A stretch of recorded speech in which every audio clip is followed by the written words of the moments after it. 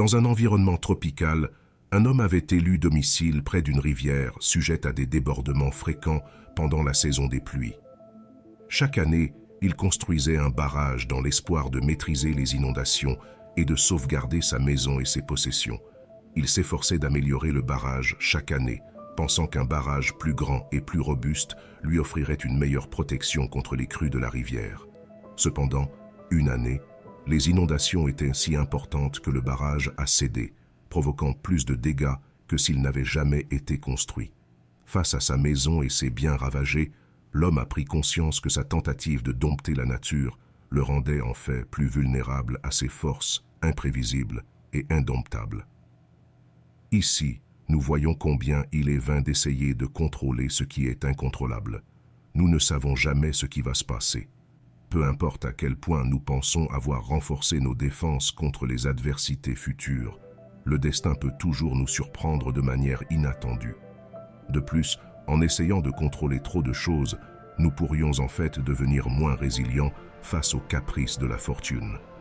Ainsi, nos tentatives d'imposer un contrôle sur une situation peuvent finalement se retourner contre nous. Aussi illogique et vague que cela puisse paraître, le paradoxe du contrôle met en évidence les limites du contrôle humain et nous rappelle que beaucoup, sinon la plupart, de nos tentatives de contrôler l'univers sont vaines et peuvent même être nuisibles. L'inutilité de la tentative de contrôle.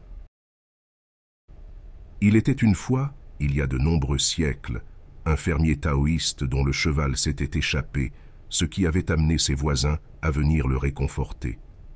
Cependant, avec la sagesse taoïste en tête, le fermier avait répondu « Qui peut dire ce qui est bien ou mal ?»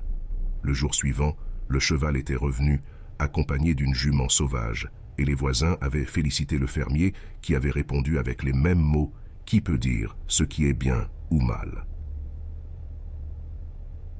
Plus tard, le fils du fermier avait tenté de monter la jument sauvage, mais était tombé et s'était cassé la jambe, ce qui avait amené les voisins à venir le réconforter.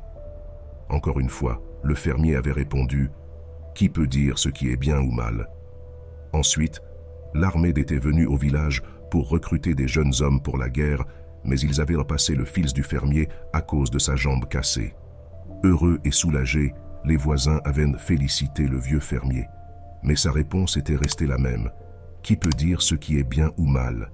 Ainsi, ce que nous percevons comme chanceux peut être malchanceux, et ce que nous croyons être malchanceux peut être chanceux.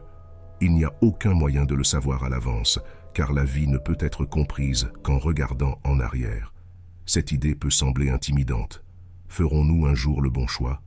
Nous pourrions pas. Mais l'aspect positif de prendre conscience de l'imprévisibilité de l'univers est que l'on peut relâcher son emprise sur les circonstances extérieures en conséquence. Ce que vous essayez de contrôler vous contrôle.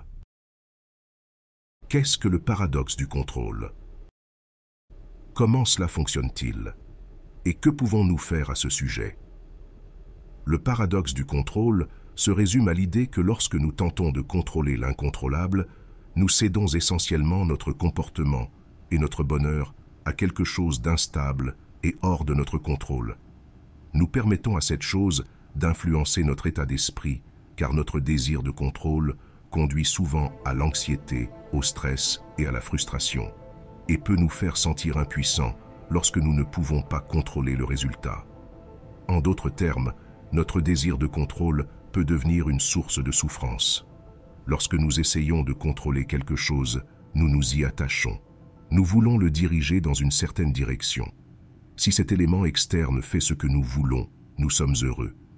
Mais s'il ne le fait pas, nous sommes frustrés et en colère.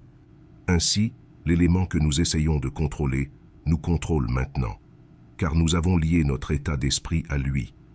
Un exemple de cela est l'éducation des enfants. Plus nous essayons de les contrôler, plus ils nous contrôlent. Les enfants sont imprévisibles et ont leur propre volonté, donc les occasions où ils ne feront pas ce que nous voulons seront nombreuses. Nous passerons un mauvais moment si nous lions notre humeur à leurs caprices. Selon Épictète, lorsque nous essayons de contrôler l'incontrôlable, qui est presque tout ce qui est externe, nous sommes partis pour une aventure difficile, Nous serons constamment frustrés par les actions des autres. Nous serons remplis d'anxiété à propos de ce qui se passera et de ce qui ne se passera pas, et frappés par le chagrin et la colère encore et encore. Découvrir la sécurité dans l'incertitude. En apprenant à accepter l'incertitude, nous pouvons créer un sentiment de sécurité et de paix intérieure que nous cherchons souvent à établir par nos tentatives de contrôle. Au lieu de nous obséder sur ce que nous ne pouvons pas contrôler, nous pouvons nous concentrer sur le développement de notre résilience intérieure et de notre capacité d'adaptation.